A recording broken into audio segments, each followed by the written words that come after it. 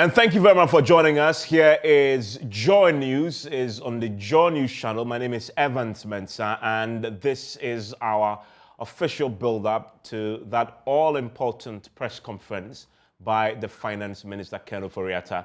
He's doing this on the direct instructions of the President of the Republic, Nana Addo Dankwa Akufo-Addo, who, after meeting his cabinet and the entire government machinery and MPs in a 3-day retreat, resolved to take a few decisions to save this economy, to pull back from the brink. This is the moment of truth when the finance minister gets to address the nation to tell all of us what the government has decided to do to rescue this economy. There are a few things we're expecting that he'll be saying. We'll be going through that for you. This is perhaps the finance minister's most consequential address to the nation yet. He's had several opportunities to read the budget, but I must arguably add that none of those compare to what he's about to do. The consequences are far-reaching. He's read the budget in good times, really. All the time it's been good times. This is a first real crisis he's had to face. And he's facing this crisis upon the reading the last budget, and the anticipation then was that everything was going to go according to plan. As we've seen since the beginning of the year, nothing has gone according to plan. His e-levy, which he was banging on, hasn't been passed. In the absence of that, things have gone from bad to worse. The cedi is in a free fall. Inflation is rising.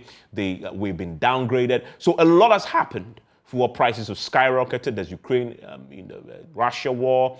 And so he would have to fix all that, and he has to tell us how he intends to do so. And so this is a big, big press conference indeed, and we are delighted to be, guiding the process of helping you make sense of what he's about to say. And with me to do that is my colleague, Winston Gamwa, and of course, Nick Singh. Their names rhyme, by the way, Winston and Nick Singh. Great to have both of them join me in the studio. And my colleague, George Yafe, is joining me live from the grounds of the press conference, some location. We're going to start with him. If we have George Yafe, he will join me shortly, and then we'll build up from there as we wait for the finance minister to start. I want to start from the studio, Winston. We've been waiting for this for quite a while. After that retreat, we had the Bank of Ghana governor go first by giving us a certain framework for action when it comes to the cedi, and then he himself indicated, the vice president, the finance minister will be coming, and then we had the president 2 days ago after he met the Council of State say he's specifically instructed the finance minister to do this today. Exactly. And we've seen the advert. What are you expecting? Well, a lot of things, but also because we've already seen, certain flyers make rounds which have not been denied yet. Of course, you're expecting the finance minister to tell us how he intends to cut down on expenditure. And that's very important. You're asking yourself the question, how much of the discretionary expenditure does he want to cut? And here, we're not talking about cutting it or maybe vying it to another place, say cutting it from this particular area and moving it to another place. What we need to do is to cut down on expenditure. And so there's a conversation about, pay cut, something you may see. But apart from pay cut also, how does you've heard the governor of the Bank of Ghana talk about, the need to pump in some $2 billion into the Ghanaian economy. That in itself has a few, challenges for us, particularly at this moment and the rates it may come with. You want to hear from the finance minister how he intends to do this also without hurting our already compromised fundamentals. That's very, very important. And so for me, that's what I'm looking forward to.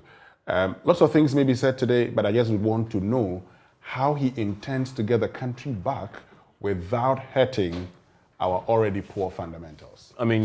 Charles?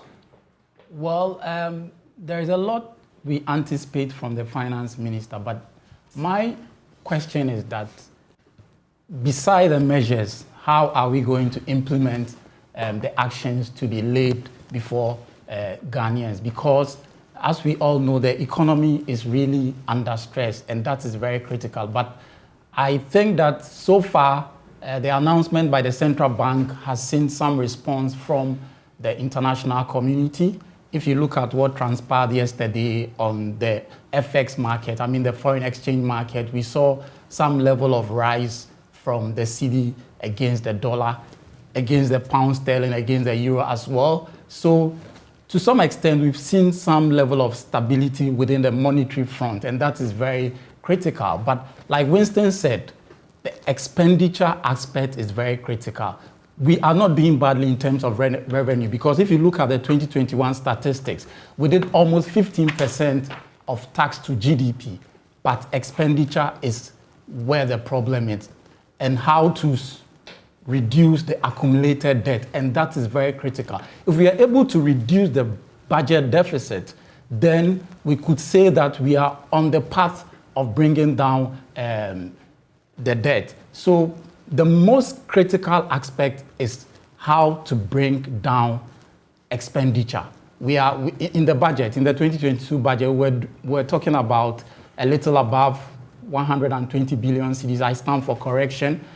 We need to bring it down, because we might not be able to do as much as possible in terms of revenue mobilization. We know that there's already a challenge within the global space. The Russia-Ukraine feud is affecting, the economy to some extent. Initially, we thought it would not be that significant, but if you listen to what the central bank governor said, to a larger extent, we might face some challenge in terms of that. So clearly, going forward, the bold action is how to reduce expenditure. And the second aspect is to ensure that all spending are properly audited. I know from the corporate perspective, before spending is done, you have to go through the audit process, and that will ensure that you are not spending beyond your means, or you are going in for value for money project. And that is what matters most at this critical hour, in the sense that the fiscal economy is very, very critical. It moves hand in hand with the monetary economy. Any challenge from the fiscal perspective would throw the gains in the monetary perspective. And that is what we saw early in the year with respect to the cedi or the exchange rate with respect to inflation. And when it happens like that, the central bank would have to step up its game. And what it did a few days ago was to adjust the policy rate in order to mop up excess liquidity from circulation. And that is what we are seeing for now. However, the finance minister's bold actions or measures to be announced later today is very central to this plan. Winston? Yeah, so I'm just saying that yes, we expect to raise some 100 billion in total revenue and grants for 2022. 100 billion Ghana cedis total revenue and grants. But you see, the point you make now, because you have foreign denominated debts, dollar debts, the moment your cedi depreciates also, if it's time for repayment, automatically your debt stock goes up. Absolutely.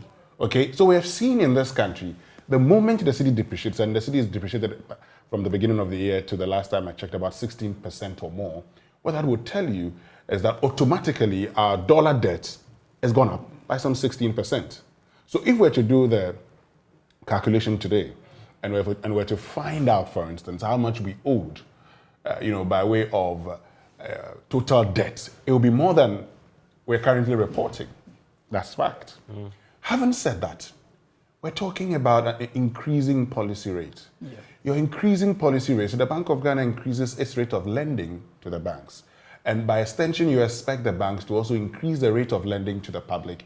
The Bank of Ghana increased the capital adequacy ratio. So by extension, you're expecting that there won't be too much money to lend to the public. But the question you ask yourself simply is, how much does the bank itself lend to the general public? That's the first question you should ask yourself. How much does the bank lend to the public? And that's why in economics, we talk about all things being equal. Absolutely. The bank lends a lot more to government. The bank likes the idea of lending to government because government is not risky. And that's why I agree that this is with those who say this is a supply problem. What we are faced with. Do you remember in 2021? Hold your horses there. I mean, I want to go to the finance ministry now, where George is standing by. Also joining me shortly is the Chief Finance Officer at the Valley View University, Dr. Williams Pepra, will also join us with his thoughts. But George, We're waiting the finance minister to start. It was advertised that he will start at 1. We've gone past 17 minutes. Any signs of him taking his seat yet?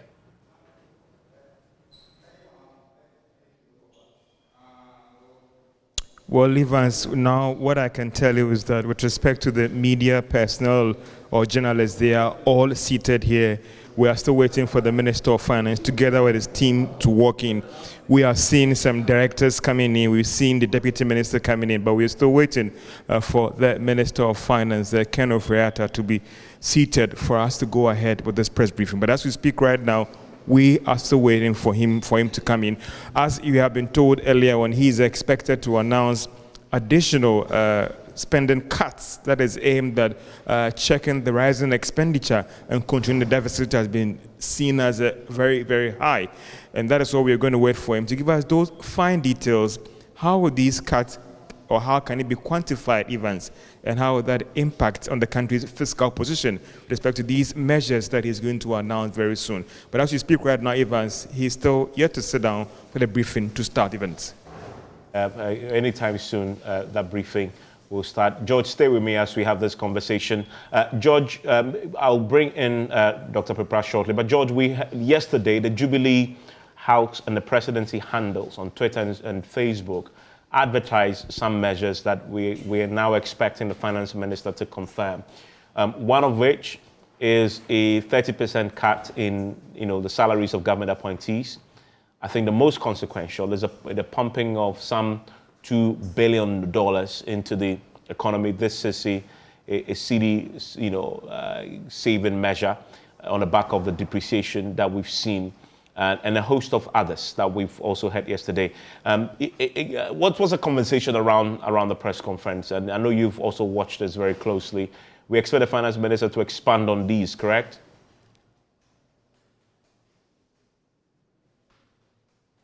Yeah, Evans, you're right on that one. And if you engage a lot of economists or even analysts, their concern is how are these cuts going to impact on the overall expenditure or the fiscal position? So if you're cutting 30%, how impactful is that cut 30% on your rising expenditure?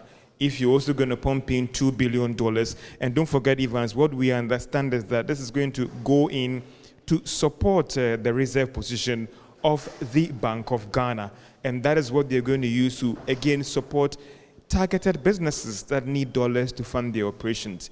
And already it appears that that news, together with that spending cut, it's already impacting the market. We are seeing some investors react positively, Evans, to this news, and those who are even in the process of disposing their bonds haven't done that. On the currency market as well, we have seen the rate of depreciation that we were seeing over the past 2 weeks stabilize a little bit. So if, for instance, in a day we are recording about 5% depreciation, that has ceased over the past 2 days. So it's all about how these cuts can be quantified and how that would impact on the overall budget deficit and the fiscal position events. For some of these investors that we've engaged outside, their whole concern is they thought that government was overrunning its expenditure.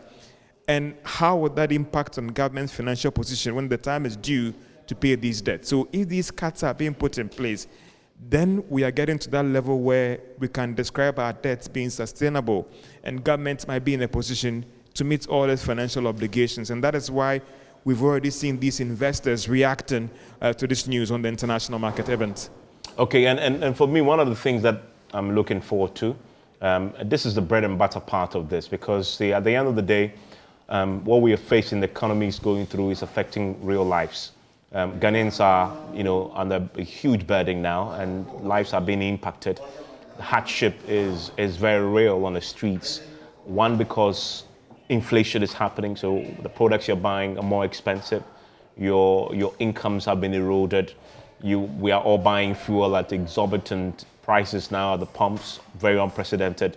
And so the Ghanaian is feeling it. I'm looking forward to hearing the finance minister share with us specific measures to mitigate this impact, to cushion the Ghanaian. And we've heard from the Energy Ministry that we should expect some review of the taxes on petroleum. We're going to get a bit more on this, George. A quick comment on that, and I'll bring in Dr. William Pepra into that particular conversation about what we expect. So there are the fiscal measures, tightening, cutting, etc. But then the finance minister will have to judge, walk a fine line, does he not? Whilst he's cutting all the expenditure, he must also provide some relief to Ghanaians who are struggling because of the hardship.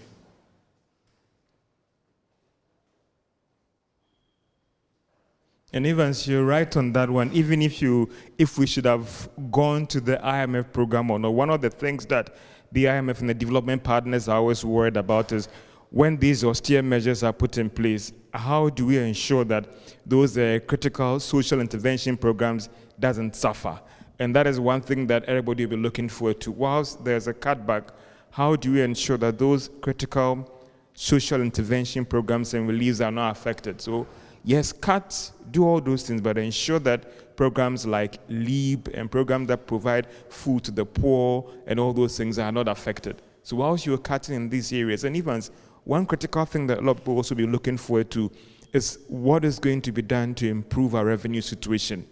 What will be government position now in e-levy? I remember earlier during the year, the minister was explaining that if we don't do e-levy, there are other alternatives that they'll be going to. That is more of a syndicated loan facility. And we've heard about this $2 billion as well. So what will be the revenue situation going forward? Whilst we cut back, what are the steps being put in place to bring in more revenue, mobilize more revenue, to act as a buffer to ensure that those social intervention programs are not affected and providing some reliefs for the poor? Dr. William Pepra, let me bring you into that conversation. It is a pretty tough task ahead of the Kano Foriata this afternoon, because all the experts and my colleagues in the studio have said he would have to cut government expenditure. We had earlier in the year a 20% cut in expenditure. The market reacted to that, but that didn't sort of sustain itself. And then we've seen, in anticipation of further cuts, the market is reacting again. But so whilst he will have to do that and tighten our belts, the Ghanaians are already struggling, and he would also have to provide some relief. How does he walk this fine line?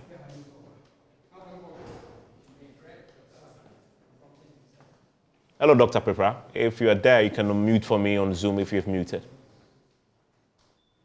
Hello. Yes, I can hear you. Can Yes. you hear me? I can, yes. Thank you. Can you hear me? Yes, I can. Okay. So, good afternoon to join you and the panelists on this very important topic, discussion, and also a presentation going to be made by the Finance Minister. For me, the first thing I'm expecting the Finance Minister to do today is to tell us the situation and give us hope.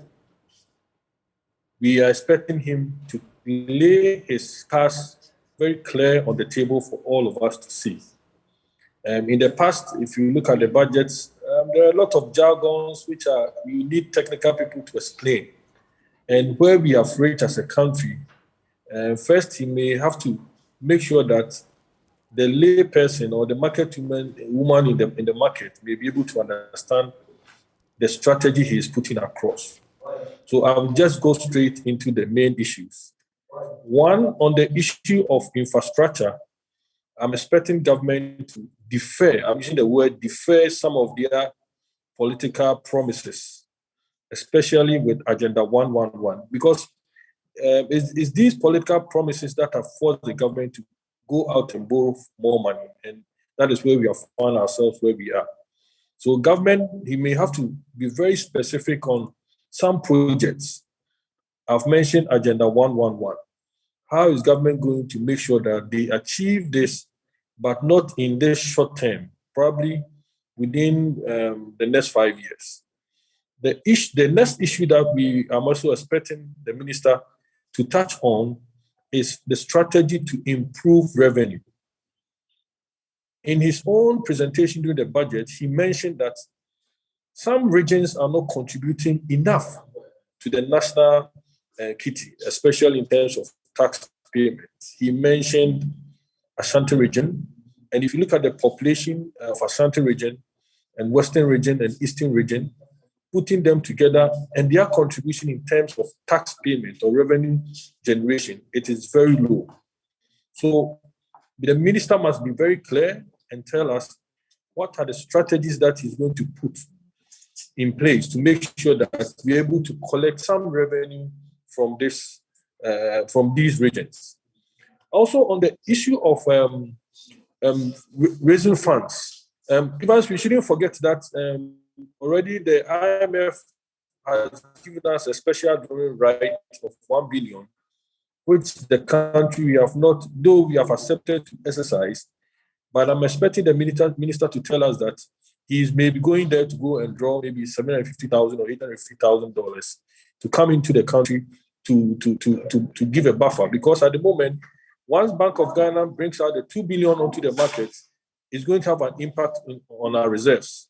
And we may have to find a strategy to replace that. Also, in terms of repayment of our bonds, we may have to be strategically positioning ourselves, especially making sure that anytime they are due, we will not fall short of the bond payment.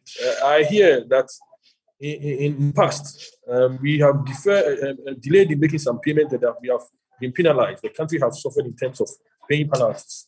So, and these are some of the unwanted charges that normally come to us as a country. So, the government, the minister must be very clear on the strategy of repayment of the bonds. Once we're able to do that, it will bring some confidence in the international market or investors, with the hope that now Ghana government is not going to delay or will not going to happen that they cannot find a way to pay the bonds. So for me, that is what I want to see. When it comes to expenditure cutting, are we saying the government is going to, the right way should be maybe defer or reduce? Because we know ourselves as a country, let's be honest, we may cut it today, but I'm sure once we see our things going well in the next 3 months, once we see that the dollar situation or foreign currency situation have reduced, we may go back. But so the plan should be, how are we going to defer some of the political promises in a way that it go within a certain time frame to support the economy? We shouldn't forget that the government, they have a plan that they want to follow. But when I look at the plan, it is basically an issue of timing that is forcing them to run ahead of themselves to borrow, to be able to impress, or let me say, do or fulfill their political promises. So once the finance minister speaks, I'm expecting, as I've indicated, that he must give us hope that all is not lost. They are prepared to listen. They are prepared to collaborate with other political parties. They are also prepared to forego some line items in their personal lives, as we have mentioned, a cut or a reduction in their. For me, it may have to be on the allowances, not on the basic salary, because the allowances for the ministers are more. Finally, for Ghanaians to also see something, the government must also find a way to reduce the PAYE, the taxes that we pay. That will be a way to bring relief to people or workers. Because the fuel prices, everything has gone up. So if government can probably come out with a twist on the PAYE to give some relief, whereby it will bring some money into our pockets. I understand that this is not the right time to say relief on terms of taxes. But if government wants to have an impact in the life of former workers, and the PAYE is the best way to go. In terms of indirect taxes, probably I've noticed that in some countries like South Africa, anytime you want to change your currency, or you want to exchange currency at a bank or a forex bureau, there are some service tax which are VAT. So in that mode have also deterred people from I need to cut in. Sorry, Doc, I need to cut in.